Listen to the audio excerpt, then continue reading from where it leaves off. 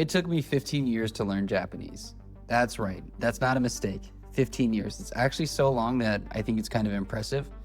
When I say learn Japanese, what I mean by that is actually reading manga without constant lookups, actually enjoying the story. That was my goal. So why did it take me 15 years? 15 years is crazy long for this goal. It really should have taken just a year or 3. And it's not because Japanese is this crazy impossible language. It's because I was getting taken out by the same 3 things and I didn't even know what was happening. Ultimately, I did reach the goal, and the solution is much simpler than you could imagine. But to get to that solution, you have to understand the forces. These forces that are so powerful, they're conspiring to make you fail. You might think that Japanese is hard because it's got 3 writing systems, lots of interesting grammar, keigo, counters, all that. You wouldn't be wrong, but that's not what gets you to take 15 years. The thing that stops you from learning Japanese has nothing to do with the language itself. Between you and reading manga in Japanese, there are 3 demons. The first is fear, the second is pain, the third is boredom. If you quit learning Japanese like I did, it'll be because one of these 3 got you, and you won't see the killing blow coming.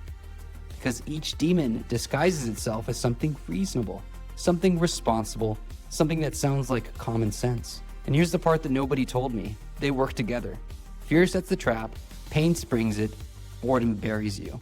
A kill chain so clean that you'll think quitting was your own idea. Don't be me. Don't take 15 years to reach your goal. So let me show you how they operate and how to destroy them. Fear hits first, because fear is the demon of inaction. Fear is the voice that tells you that you aren't good enough, that you're studying incorrectly, that you're falling behind, that you'll never get there. Fear wants to protect you from disappointment by stopping you before you start. But fear is a liar.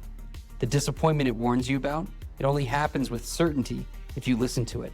A self-fulfilling prophecy dressed up as common sense. The thing is, fear doesn't come and announce itself. Here's an example of how fear comes in and affects your study, your ability to process the language, your ability to get to your goal. I call it comprehension FOMO.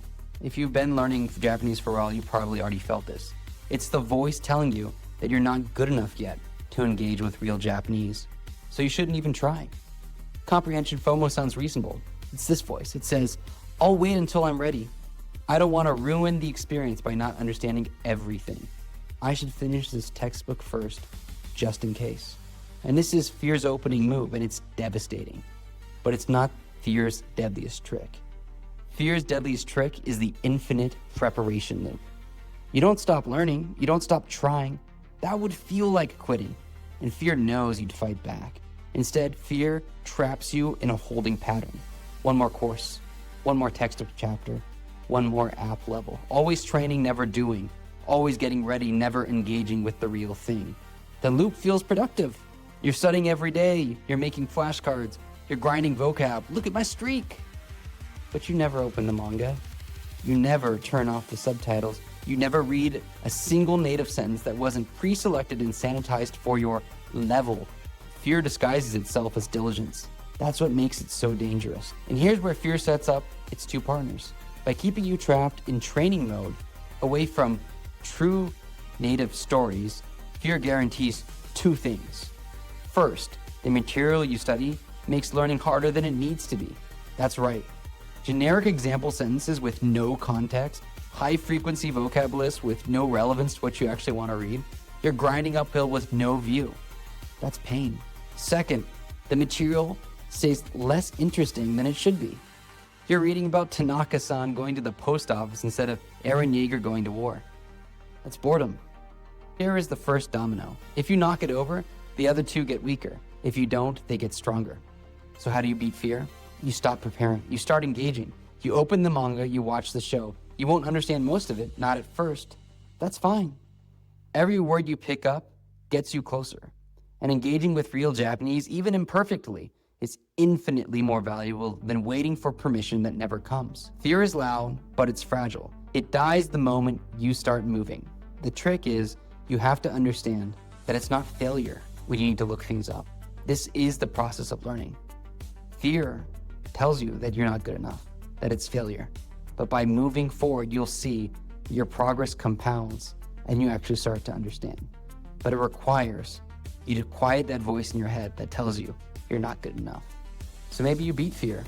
You started, you opened the manga, congratulations. And I'm sorry, because what comes next is worse. And unlike fear, you can't just outrun it. Fear fades, you started moving, you opened the manga you cared about. Now pain arrives. Pain is reading the same sentence 5 times and still not getting it. Pain is looking up every other word. Pain is watching the stories you love become unpleasant because the effort required to understand them is crushing. We've all been there. You open up a manga, you see the first page, the first sentence has vocab, kanji you've never seen before. What is this? Why is a book that's aimed at junior high school students showing you things that you haven't seen in years of study? You have to pull out that G-show, you have to look things up, you have to search the internet. Maybe now you talk to AI. Either way, it's a constant interruption, a constant reminder that you don't know enough to enjoy this without having to constantly consult. And the worst part is when you have to keep looking up the same thing over and over again, just because you couldn't remember it. This is the seduction of Anki, of course, and I could talk about that for ages. There's no shortcut around this. I wish I could tell you otherwise, but learning Japanese is painful. The cognitive reps that build real understanding take time, and Japanese is so linguistically distant from English that you can't bootstrap your way in. There's no cognates, no shared roots, no cheat codes. You can't avoid the pain, but you can control it, and you need to, because pain has a threshold. Stay below it and you grow, cross it and you will break. Think of it like strength training. You want the burn, the good pain that tells you your muscles are growing, not the sharp, tearing pain that means you've injured yourself and won't be back in the gym for weeks, or months, or maybe even years. The language learning equivalent of trying to squat 400 pounds the first time you hit the gym, that's called reading a no furigana manga with zero foundation. No grammar, no vocabulary, just ambition, the kana, and a dictionary. You might learn something, but you'll suffer, hate the experience, and never come back. The thing that matters is the number of sentences you can crack before you're exhausted. Think of each sentence as a rep. Maybe today you can crack only one sentence, fully broken down, every word understood, grammar pieced together, meaning parsed. That's your workout. That's enough. Come back to tomorrow, crack another one. After a month of doing this every day, maybe you're cracking 10 sentences in a session. After 2 months, 60. The strength will build. The mistake is cramming. Trying to force 20 sentences when you have the strength for 5 is stacking plates you can't lift. You don't get stronger, you just get hurt. You burn out, you skip a day, then another, and suddenly you haven't opened the manga in 2 weeks. Limit the pain so you can crack and come back. Crack and come back, that's the whole game. Once you can crack one sentence, you can crack them all. You just have to build the strength and keep showing up. And here's what you probably get wrong about pain. You think the effort stays constant. It doesn't. The curve bends. This is the mistake I think most people make. They never try this for 100 days. It's hard to do this for even 10. But if you can stick through it for 100 days, you will see a change in your comprehension that is so profound, you won't even believe it. Your first manga volume might force you to learn 1,000 new words. It's brutal. Every page is a fight. But by your 4th, you're only hitting maybe 500 new words across the whole book. Even fewer if you stick to the same series, same characters, same speech patterns, same world. The author reuses vocabulary because that's how language works. The pain goes down, your speed goes up, the compound interest kicks in, and suddenly you're reading, not decoding. But this only happens if you're tracking real progress, which means reading real stories. Not XP, not levels, not streaks. Real progress means last month I had never read a page of manga. This month, I read 12. That's it. That's the only metric that matters.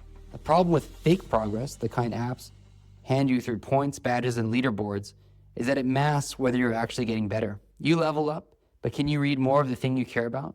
If the answer is no, the progress is a lie, and lies don't sustain you when the pain hits hard. No pain, no gain, but too much pain and you won't come back. So you beat fear. You started moving. Now you're managing pain. You're showing up every day. The final demon will now arrive. And it's the most dangerous of all the 3. It's boredom. Boredom is dangerous because you will underestimate it. After all, the way to avoid boredom sounds almost insultingly easy. Just don't read boring things. But boredom is sneaky. It doesn't announce itself just like fear. It doesn't feel like boredom. It feels like strategy, like maturity, like doing the responsible thing. And here's how it gets you. You opened up the manga you love. You're fighting through it. But pain is hitting hard. Every page is a slog. Every sentence takes 5 minutes. And you're looking up more words than you're reading. So you do what any reasonable person would do. You listen to the experts. Read at your level. Start with something easier. Work your way up. So you put down a manga you love and you pick up Yotsubato or Doraemon or a graded reader or a children's story about a rabbit going to the market. You tell yourself it's temporary, a stepping stone. You'll build your skills here and then go back to the good stuff. This feels responsible. It feels like what a smart learner would do. It's not. It's not. Here's the problem. You would never read Yotsubato in English. You maybe wouldn't read Doraemon in English. You wouldn't read a graded reader about Tanaka-san's weekend in any language. You didn't choose these stories because you care about them. You chose them because someone told you it was the right thing to do. And that's boredom's way in. Not through stories that feel boring, to stories that feel smart. You're not sitting there thinking this is boring. You're thinking this is what I should be reading right now. The boredom is invisible because it's wearing a lab coat. But the stepping stone is a trap. You tell yourself you'll move on once you're ready, but ready never arrives. Because easy stories don't prepare you for hard stories. They just make you comfortable with easy stories. You still have to make the leap eventually. The gap between Yotsubato and the manga you actually want to read doesn't close just because you read more Yotsubato. So you stay on the same stepping stone. Weeks, months. You finish one beginner manga and you start another. You're still working your way up, but you're not climbing.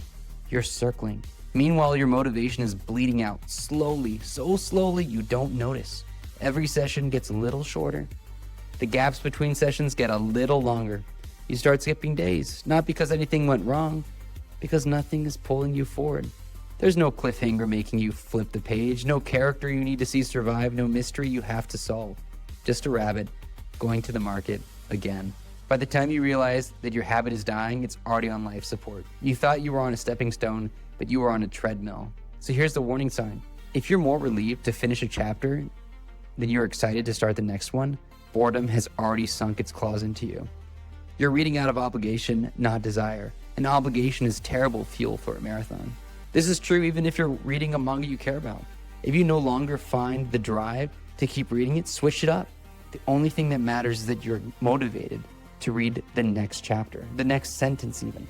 So here's the connection that ties everything together, and this is the big one. Boredom is actually fear in its final form. Remember the first demon? Fear kept you away from real stories. Pain made you retreat to safe stories, and safe stories, the level appropriate, expert recommended, strategically selected stories you don't care about at all, turned out to be a prison. Fear built the cage, pain pushed you inside, and boredom locked the door. So how do you beat boredom? You just follow the fun. If you're going to struggle either way, and you are, struggle with the thing you love. Because when you struggle with the thing you love, every sentence you crack is going to be a reward. Hard stories you care about will always beat easy stories, always. The pain of reading your favorite manga at 10% comprehension is fuel. The ease of reading a graded reader at 90% comprehension is poison. One hurts, but keeps you coming back. The other is comfortable and quietly kills you. So that's the kill chain. Fear, pain, boredom, 3 demons working together to make you quit, prevent you from reaching your goal. But here's what took me 15 years to figure out. They all share the same weakness. One weapon kills all 3. Stories you genuinely love. Stories you love dissolve fear because you care enough to engage even when you're not ready. They manage pain because you'll push through difficulty for a story that has its hooks in you. And they prevent boredom because you chose them. Nobody assigned them. Nobody gamified them. You picked them up because you wanted to know what happens next. That's the whole secret. Not willpower, not discipline, not some mythical language learning special technique. You just need stories that pull you forward so hard that fear, pain, and boredom can't get a grip. Every hard skill has these same 3 demons you'll face. Learning an instrument, getting in shape, building a business. Fear, pain, and boredom show up every time. The people I've watched succeed don't have some superpower. They found the version of the work they can't stop doing. The guitarist who plays for fun, the athlete who loves the game, the founder who's obsessed with the problem. So find your version. For Japanese, that means, what would you read even if it were in English? Start there, read that. Build your entire approach around that. I sincerely hope that this helps you. This is the information I wish I'd known 15 years ago. It took me 15 years to figure it out, and so I felt like I needed to share it. I spent over a decade fighting demons, being burned out, not knowing what was wrong with my study method, thinking I just needed to study more, grind harder, when the solution was as simple as just opening up a book and reading it. The sad part is, of course, within 10 months you can get there. I was already at an N4 level after 10 months of studying, and if I had just opened up a manga, I could have reached my goal in a matter of months, maybe a year, instead of where I finally got on a 15-year journey. Of course, there's no solution here that's going to make it easy. Again, all things are hard. I've tried to build a solution to help you, if your goal is like mine, to read manga, to engage with the stories you actually want to read, learn the vocab you care about, and make the stories as lookup free as possible, even early on. But regardless of what approach you use and what stories you decide to read, just remember, if you can beat these 3 demons, you can learn Japanese. And if you can beat them here, you can beat them anywhere. Good luck.